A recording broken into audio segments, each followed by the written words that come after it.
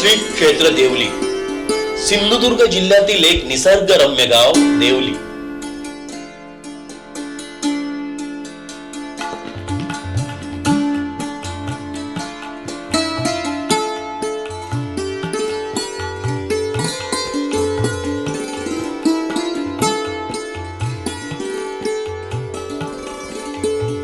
या देवली गावाला दक्षिणेकडे कर्ली खाडीचा किनारा तर पश्चिमेकडे मालवणचा समुद्र देवली गावाच्या सौंदर्यात भर घालतो.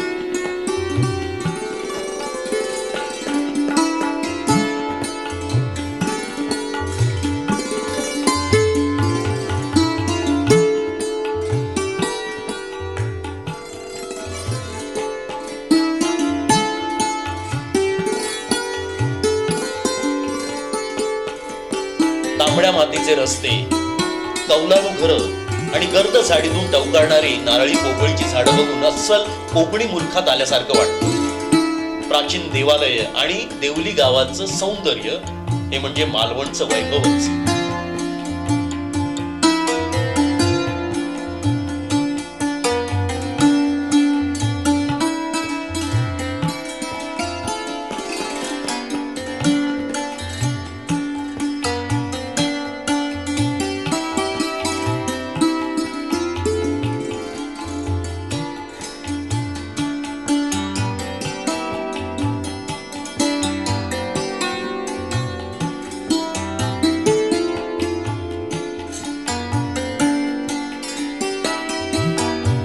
या गावची कुलस्वामिनी सातेरी देवी. सातेरी देवीचं मंदिर 2 डोंगरांच्या कुशीत वसलेलं असून अगदी पाहण्याजोग आहे.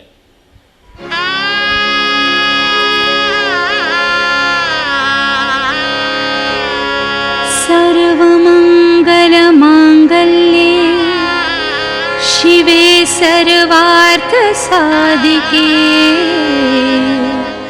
ही देवी जागृत असून मंदिरात स्वयंभू पाषाण मूर्ती आहे.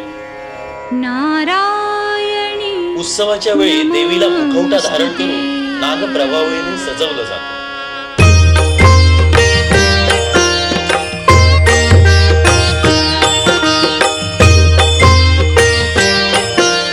प्रत्येक 3ऱ्या वर्षी अक्षय तृतीयेला इथे फार मोठी जत्रा भरते.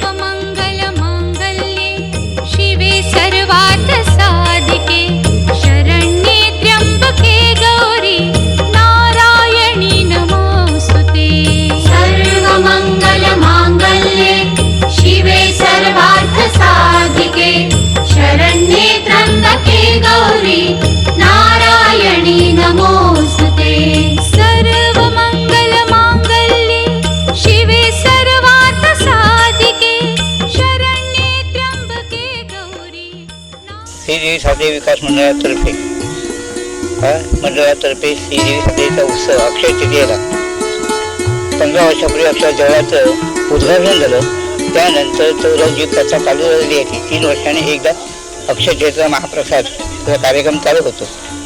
त्यानिमित्ताने बरेचसे भाविक, आजूबाजूचे असणारे परिसरातील लोक आणि गावोगावचे असणारे भाविक आज या उत्सवाला उपस्थित राहतात आणि उपस्थित राहून त्यांनी त्या देवीचा महाप्रसादाचा लाभ घेतात आणि इच्छेप्रमाणे त्यांचं ते देवीची ओटी वगैरे भरतात आणि देवीची ओटी भरून ते कार्यक्रमाला शोभा आणतात आणि इतर लोकसुद्धा भाविक लोक लहान अबालवृद्ध लोक लहान मुलं वगैरे तिथे उपस्थित राहून त्या दिवशीचा कार्यक्रमाचा सुखसोहळ्याचा लाभ त्या सोहळ्याचा आनंद लुटतात आणि हा कार्यक्रम जवळजवळ रात्री दुसऱ्या दिवशी बुधवार सकाळी 6 वाजेपर्यंत चालू असतो. सकाळी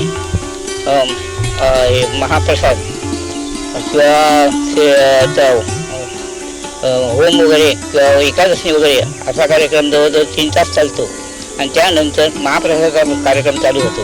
महाप्रसादाचा कार्यक्रम झाल्यानंतर देवीला सजावट करणं आणि सजावट करून तिथं घोटी वगैरे भरण्याचा भाविक लोकांचं कार्यक्रम चालू होतो. तो जवळजवळ रात्री 11 वाजेपर्यंत चालू होतो.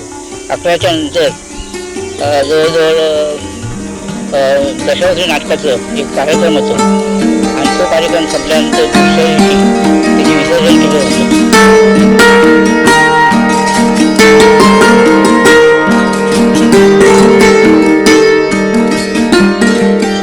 इतिहासाची पाने उलगडू लागतात. काळ जागा होतो.